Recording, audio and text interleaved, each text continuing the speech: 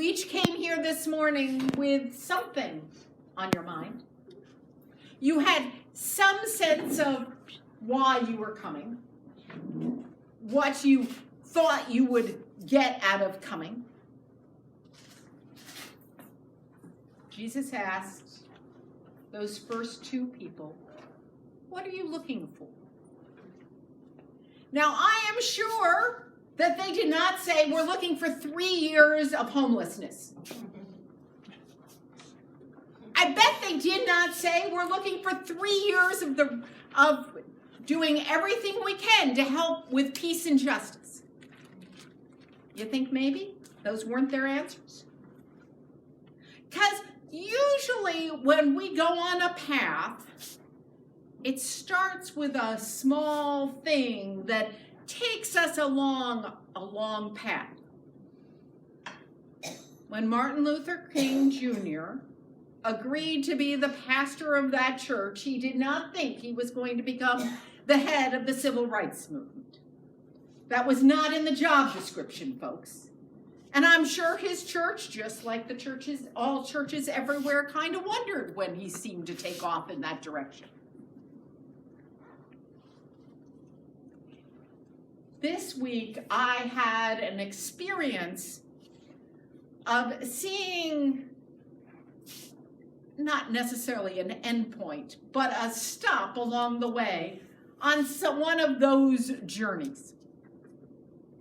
When I was a child, one of the children that I played with happened to be the first woman who has her mother happened to be the first woman that was elected to the Supreme Court in Brooklyn. The result of which was that the Cooper House was the place where people gathered to stuff envelopes for Emily's List for the ERA. And so as a freshman in high school, I liked hanging at Gracie's house. But you know what happens when you have two teenagers around in envelopes to stuff? You get elected.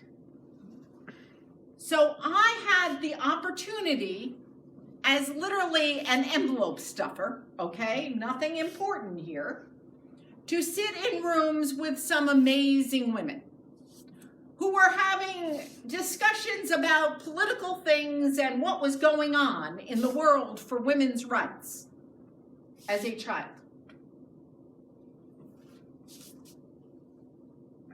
Later on, when my children were youngins, my first group, we lived in New Jersey. And through one of my colleagues in the church who I did admire greatly, Hazel, she took me to the Now group because she thought I should have some place to be with adults. Because when she saw my 3 kids and saw that I was with them always, she thought that somebody should give me a break. So I started going to those Now meetings and became involved with the pushing for the 3-state strategy for the ERA. So here again, my life journey took me to being involved with the ERA.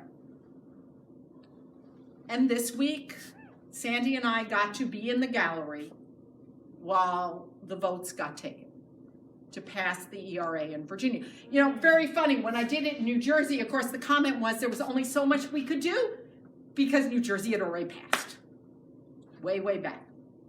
Same with New York passed very quickly too. But here was an opportunity. I said I moved for it, I guess, you know. But nobody could have said to that little girl when she was sitting in that room as a child that that would be the travel, right? Now, I tell you that story because it's relevant in this week, okay? But you all have similar stories. Times when you have been called in what might have been a very silly way of beginning. You just were there because they needed one more person. Because you happen to be friends with somebody who called you. You know what Andrew is known for as that disciple is he's the one who keeps bringing people to Jesus.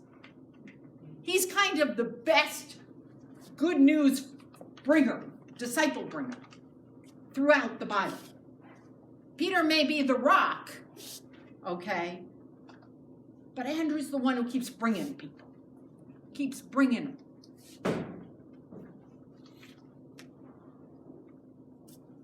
But neither one of them, when they went up to this man and didn't know quite what to say because John had said this was somebody important, but they didn't really know what to do with it, expected what was coming. They couldn't see the end product. I think one of the problems in our world right now is that we want the end product rather than the journey. We want to be able to know for sure what the end product will be. That we'll make a difference.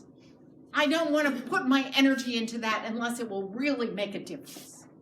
I don't want to have to do that or go to that place unless something's going to be accomplished by it. Or I'm going to get what I want out of it. Right? Now we know, as we look at these stories, that those disciples that Jesus calls, and we're going to hear more call stories next week, and how we as a church have responded. But how do you respond when you feel that nudge? You know that nudge?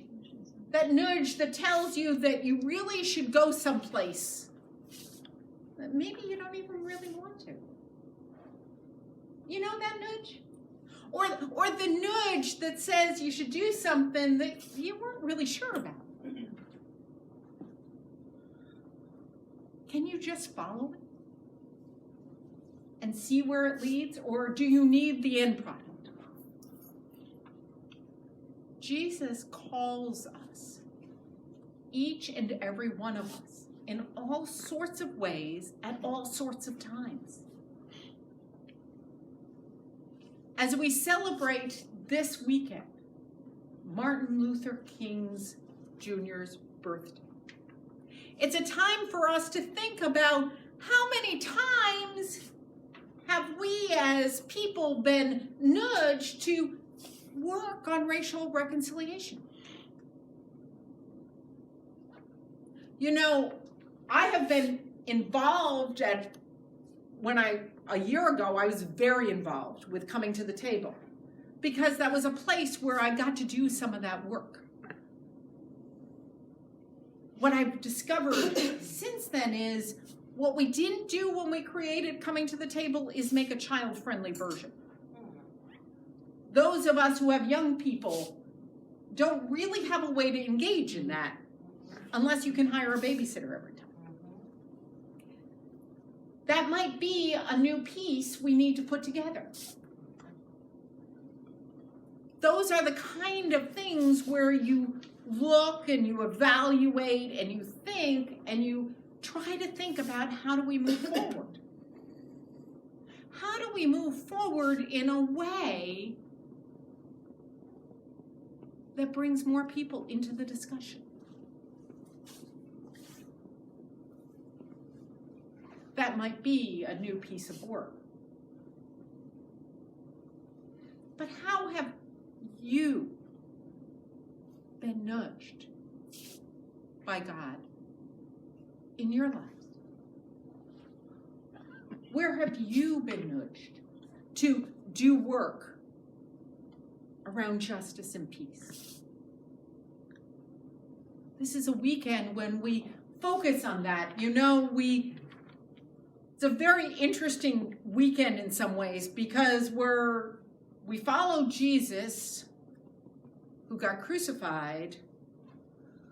We talk about Martin Luther King. You notice the end product for him was not different. It was death. Because when you stand up for justice, the end product is often putting yourself in danger. if you're really going to stand for peace and justice in a world that has a war economy, if you're going to stand for peace and justice in a world in which there are people who value people being kept apart from one another, if you're going to stand for justice for people who are set aside by people in power, you are probably not going to be popular. That is probably a given.